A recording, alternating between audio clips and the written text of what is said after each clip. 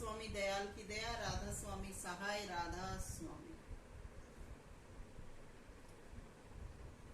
मैं सविता राधा स्वामी किसी भी चीज की गुलाम नहीं हूँ। मैं सत्संग करवाती हूँ और सत्संग कभी भी इंसान को किसी प्रलोभन में, किसी दिखाव में, किसी आडंबर में नहीं फंसाता। सत्संग नाम है सच्चाई का, ज्ञान का, समझ का। तो हर वक्त गुरु ही गुरु, गुरु ही गुरु करना इस समाज दुनिया में एक पागलपन है। और मैं भी यही कहती हूँ कि अपने दिल में, आत्मा में गुरु को बसाना चाहिए। गुरु ही गुरु, गुरु ही गुरु करते रहना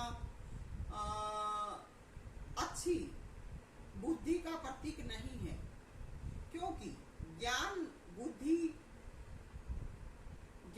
बुद्धि जो भी है वो दिमाग में सार कहा जाता है। बक बक चिल्लाने से, गुरु गुरु गाने से, खुदा खुदा गाने से कोई कल्याण नहीं होगा। जो चीज यथार्थ सत्य है उसको दिमाग में रखो। वही गुरु है, वही खुदा है, वही ज्ञान है। तो सत्संग कीजिए। यहाँ कोई आडंबर नहीं है, ना यहाँ किसी से किसी प्रकार की कोई फीस ली जा रही है, लेकिन सच्चाई का दर्शन कराना, सच्चाई को हाजिर करना, परमात्मा की मौज में रहना है। इसलिए सच्चाई से अवगत कराया जा रहा है। सत्संग कराते बहुत दिन बीते, अब तो छोड़ पुरानी बात। ये जो शब्द है, ये लाइनें स्वामी जी जो आगरा में हुए थे उनके शब्द से ही ली गई है। और वैसे भी हम भी आज के समय में अपनी बुद्धि दिमाग से अगर चले तो हमारे दिमाग पर भी यही बातें आएंगी, क्योंकि समझ सीख उन दिनों में भी ऐसी थी और आज भी ऐसी ही है। लेकिन फिर भी ये लाइन उनके शब्द से ली गई है। लेकिन उन्होंने जिन दिनों में शब्द की रचना की, इस शब्द की रचना की, उन दिनों में माहौल परिस्थिति अलग था, आज माहौल परिस्थिति अलग है। तो मैं सविता आज के अनुसार इस शब्द का वर्णन कर रही हूँ, समझा रही हूँ। सत्संग कराते बहुत दिन बीते, अब तो छोड़ पुरानी बात। कि हे इंसान, हे बंदे, तुझे सत्संग करवाते हुए भी और सत्संग करते हुए बहुत समय बीत गया है। अब तू अपनी जो पुरानी आदतें हैं उनको छोड़ दे, नहीं तो तेरा बहुत नुकसान होगा। और आगे चेता रही हूँ कि तू खुद ही नहीं, अब तेरे संग बेटे पोते और कुछ खलकत फिरे वीरान। कि हे इंसान, अब तू सबम नहीं है, क्योंकि अब तूने घर बसाया है, संसार में रहता है, तो तेरे साथ में तेरे बेटे भी हो गए हैं, पोते भी हो गए हैं, और तूने कुछ संगत को, कुछ रूहों को भी ले रखा है, और वो भी तेरे साथ वीरान फिर रही हैं। इसलिए तू आवारगी को छोड़कर सत्संग में आ जा, सत्संग कर। अपनी सूद भुलाई तूने, हालात इन सब की पहचान। हे इंसान, तूने अपनी सूद तो भुला दी है, तू स्वयं के बारे में तो नहीं जानता, लेकिन ये जो चेहरे तेरे आगे हैं, जरा इनकी भी तो सोच, इनकी भी पहचान कर कि इनकी हालत क्या है। तू तो बिरला था, क्यों तू बहने लगा। हे इंसान, 84 लाख योनि में तेरी योनि ही सबसे बढ़कर थी, और तू भी कैसे बहने लग गया। देख तेरे संग क्या क्या है, इनका भी होता नुकसान। तेरे संग में क्या क्या है, तूने किस किस को अपनाया है, और सही सत्संग न करने की वजह से इन सब का भी नुकसान हो रहा है। तू 2 दिन का मेहमान नहीं है। हे इंसान, तुझे गुरु ने, खुदा ने चेता रखा है, तू 2 दिन का मेहमान नहीं है, क्योंकि तेरी जो बागडोर है, तेरी लगाम है, वो गुरु खुदा के हाथ में है। इसलिए तू 2 दिन का मेहमान नहीं है। जब तक तू चुकता नहीं करेगा, आगे का नहीं नामो निशान, और जब तक इस धरा पर तू अपने कर्म का लेख नहीं चुकता करेगा, तब तक तेरा आगे जाने का या आगे का भी तेरा कोई नामो निशान नहीं है। इसलिए सत्संग कर, मान मान अभिमान तू, विषय लालसा बना डोलेंगी, लख 84 में सवान। तो आगे का कहती हूं कि ये जो विषयों की लालसा है, ये तुझे 84 लाख में ले जाएगी और उसमें तू कुत्तों की भांति फिरेगा। इसलिए सत्संग कर, अभी से मान, जो कहा जा रहा है उसको अपना। आगे और कहा है, धन दौलत तो काम की वस्तु, अगर तू कुछ भी नहीं कर सकता तो कम से कम अपने शरीर को धन दौलत कमाने में ही लगा दे, ताकि जो धन दौलत कमाएगा वो किसी दूसरे के काम तो आएगा।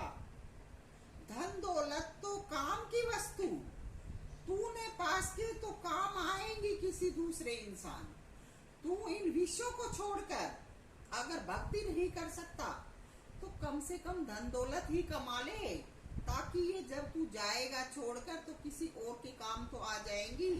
लेकिन लालसा विषय की कौन आए किसी के काम, लेकिन तू जो लालसाएं दिल में पालता है, जिन लालसाओं पर चल रहा है, ये लालसा, ये विषय किसी के काम आने वाले नहीं हैं। इसलिए कुछ नहीं कर सकते हो तो कम से कम सही मार्ग चल के धन तो कमा लो, व्यर्थ में तो जीवन को बर्बाद मत करो। कबीर जो आदि जुगादि संत कहे जाते हैं, आजकल के जितने भी पाखंडी गुरु हैं या कोई भी है, वो सब कबीर को आगे ले लेके ही चल रहे हैं। चाहे उनकी अपनी करनी कुछ भी नहीं है, लेकिन कबीर का नाम जोड़ देते हैं। तो कबीर साहेब जो आदि जुगादि संत थे, उन्होंने भी कहा है, कहते हैं कि कहे कबीर सुनो भाई साधो, बखत उठ के ध्यान में लागो, और फिर करो धनार्जन काम। कबीर साहब कह गए हैं कि उठो, सभी जन उठो, सुबह जल्दी उठकर ध्यान में लागो, और उसके बाद फिर अपने धन कमाने के कार्य भी करो। आगे कबीर साहब कहते हैं कि जब तक तेरी देह है, देह कुछ दे, जब तेरी देखे हो जाएगी तो कौन कहेगा दे। कि जब तक इंसान तूने ये देह धर रखी है, तेरी देह में श्वास आ रहा है, तब तक तू कुछ नेकी के कार्य करता रहे। अगर तेरे शरीर से वजन भार नहीं बनता तो अपनी अच्छी समझ बुद्धि से औरों को अच्छी सलाह दे, अच्छी सीख समझ दे। जब तेरी देखे हो जाएगी, जब तेरी देह से श्वास निकल जाएंगे, प्राण निकल जाएंगे, तो कौन तुझे कहेगा। ये देह फिर मिट्टी में मिल जाएगी। इसलिए जब तक ये देह है, खुदा का नाम भज, अच्छे कार्य कर, धन कमा, धन को अच्छे कामों में लगा। धन दौलत बड़े ही काम की वस्तु है। धन के बिना दुनिया में खुदा भी खुदा नहीं है, कोई काम नहीं चलता है। आगे कहा है, धन का कमाना उत्तम विधि, जीवन जीने की यही निधि। धन का कमाना, धन जो कमाते हैं, ये सबसे उत्तम तरीका है जीवन जीने का। जीवन जीने का यही खजाना है, जीवन जीने की यही निधि, यही जीवन जीने का खजाना है। तो कर ले धन विद नाम कमाई। तो नाम के साथ धन की कमाई भी कर। धन बिना कोई पास नहीं आई। अगर तू ना अकेले नाम पर चलता है तो तेरे पास कोई नहीं आएगा। ये दीनोद धाम में इतने इतने जो आ रहे हैं, ये इन सब चीजों को देख के आ रहे हैं। इनको वहां पर बैठे बैठे भोजन पानी मिलता है, आगे आगे राज करने को मिलता है, इसलिए आ रहे हैं। ये चीज अगर इनको ना मिले और कोई इनको परमात्मा की बात बताए तो दूर से ही सलाम नहीं, धक्के मार देंगे। 15-20 किलोमीटर से ही धक्के मार देंगे कि इधर आने ही मत दो। तो धन ही सबसे बढ़कर है, लेकिन खुदा के आगे धन नहीं है। पर खुदा को पाने के लिए और खुदा का जीवन जीने के लिए भी धन की जरूरत है। सत्संग भी धन माल से भावे, बिना धन कंगाल कहावे। अगर किसी के पास धन नहीं है तो सत्संग भी नहीं बाता है, क्योंकि अनेकों चिंताएं, विपताएं, आपदाएं इंसान के दिमाग में चलती रहती हैं। यथार्थ जीवन में तो विपताएं आती रहती हैं, लेकिन दिमाग भी इनसे खाली नहीं रहता है और बिना धन के कंगाल कहलाते हैं। अगर धन नहीं है और कंगाल ही कहला लिया तो कहाँ का नाम, कहाँ का खुदा, क्या खुदा की मेहर। तो नाम धन पाए के कंगाल उपाधि, हाय देखिए कौन व्याधि।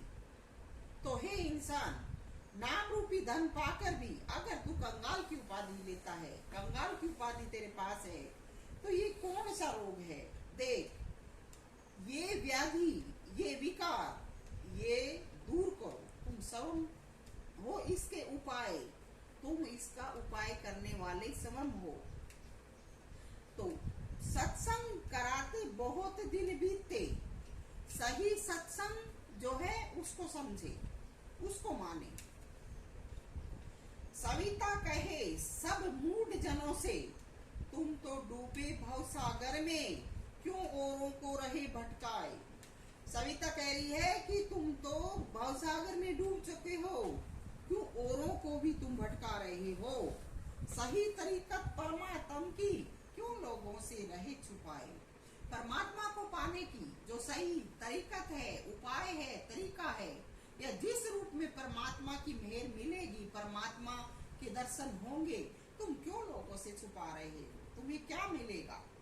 अपने अपने काज सवारत है, क्यों नहीं होने देते परमारथ। तुम अपने काज के लिए औरों का परमार्थ क्यों नहीं होने दे रहे। संत जनों की ये नहीं नेक सलाहें, जो संत जन होते हैं उनका ये अच्छा तरीका नहीं है। संत नाम धरा के भी क्यों भव सागर में कुमलाए अकुलाए। तुम संत नाम धरा के भी क्यों चोरी कर रहे हो, क्यों बदमाशी कर रहे हो, क्यों लोगों को आगे नहीं निकलने दे रहे हो।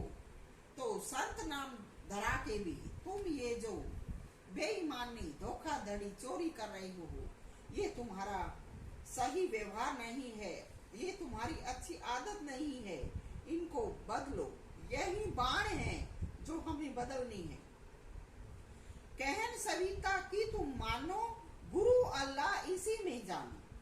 तुम सविता की कहन को मानो, गुरु और अल्लाह दोनों चीज इसी में देखो। तुम्हें हैरान होने की जरूरत ही नहीं है। इससे अलग क्यों उलझाए। ये जो कहती है तुम इससे अलग क्यों उलझ रहे हो। अरे सत्संग करो, सारी बाण कुबाण छोड़ के सत्संग करो, क्यों उलझ रहे हो। जब सविता तुम्हें समझा रही है, कह रही है, तो तुम करके क्यों नहीं देखते। और तुम्हारा अगर फायदा नहीं होता तो आकर क्यों नहीं बताते। सविता नहीं डेरा धामी, सविता की नहीं नियत हरामी। सविता ही छूटन की जुगत बताई। सविता ने कोई डेरा, कोई धाम, कोई अपना ऐसा कुछ नहीं बना रखा। सविता तो सभी के साथ गुरु के दरबार में भी जाती है, तो जैसे तुम जाते हो वैसे ही जाती है, आती है। सविता ने तो आज तक किसी का कुछ नहीं लिया है। सविता की नीयत हराम में नहीं है। सविता तो जो टुकड़ा खाती है अपनी मेहनत का खाती है। तो और यही जो जीवन सविता बता रही है, यही छूटने की जुगत है। भवसागर से पार कराए, फिर क्यों और जब तुम इस जुगत को अपना लोगे तो तुम संसार रूपी भव सागर से पार हो जाओगे। क्यों अपने मुंह पर ऐसे उदास हुए, निराश हुए, हाथ लगाए बैठे हो? समझो, सत्संग करो वंदना स्तुति इसी की, इसी में गुरु खुदा समाये। तुम इसी की वंदना और स्तुति करो ना।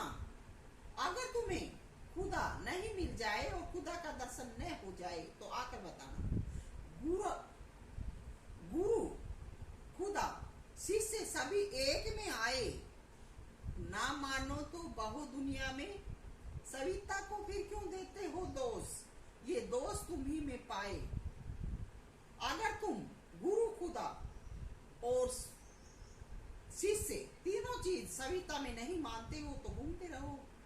सविता को क्या दिक्कत है, चिल्लाते रहो। अपने दोष तुम खुद निकालो, तुम ही बनो सबम के सहाय। तुम किसी पर क्यों निगाहें रखते हो कि वो हमारा कुछ करेगा? तुम अपने दिल में प्रार्थना करो, अपनी मेहनत करो, ध्यान करो, करनी करो। तुम्हारे अपने स्वयं के दोष तुम निकालो। और आगे फिर से लेखनी उठ रही है। किसी ने कहा है, लोग बात कह देते हैं कि डराना धमकाना सत्संग नहीं है। जो जीव बुरी आदतों के शिकार हो चुके हैं, जो सीधे तरीके से रास्ते पर नहीं आ रहे, तो उनको आगे का जो मार्ग है वो दिखाया जाता है। और जो मार्ग दिखाया जाता है, बताया जाता है, वो डराना नहीं है, उनको धमकाना नहीं है, उनको चौकन्ना किया जाता है। तो हकीकत को बयान करना डराना दिखावा नहीं है। जो जन फंसे कीच में, हकीकत उन्हों को डर भय लगे। हकीकत को बयान करना डर दिखाना या दिखावा नहीं है। हकीकत और जो जिनको भय और डर लगता है, हकीकत जिनको भय और डर लगता है, वो जन नहीं है, पशु है। इसलिए दूसरों को भी वो अपने जैसा गिनते हैं। संत सूरमा गिड़गड़ाते नहीं, मालिक आस भरोसे डिगाते नहीं। संत सूरमा है, वो कभी गिड़गड़ाते नहीं है। वो हमेशा मालिक की आस और भरोसे में रहते हैं। वे मालिक के भरोसे से भी नहीं दिखते हैं। दे चुका है गवाही सच्चा शहंशाह, इससे बढ़कर किसी को चाहते नहीं। संत सूरमा होते हैं, उनकी गवाही खुदा दे चुका है और वो किसी को खुदा से बढ़ के चाहते भी नहीं है। हकीकत जो जन समझ जाएंगे गाफिल होते नहीं। इस हकीकत को जो जन समझ जाएंगे वो गाफिल नहीं होंगे। सरल बुद्धि समझ जाते हैं, नट्टों के पल्ले कुछ पड़ता नहीं। जो सरल बुद्धि के होते हैं वो इशारे से भी समझ जाते हैं, और जो नट्टे हैं, जो विषयों के गुलाम हो चुके हैं, उनके पल्ले कुछ नहीं पड़ता। तो सत्संग करो, ना खोप धरो। इसलिए तुम सत्संग करो, अपने दिल में किसी प्रकार का खोप मत करो। आज जो सताते हैं तुम्हें, कल वो ही गिड़गड़ाएंगे, क्योंकि प्रकृति में टिट फॉर टैट है, कभी बदलता नहीं। तो जो इंसान आज बुरा कर रहे हैं, कल वो गिड़गड़ाएंगे, क्योंकि प्रकृति में अदले का बदला है। तो तुम्हें चिंता की कोई जरूरत नहीं है। कोई कुछ भी कहता है, तुम सत्संग करो, मालिक को भजो।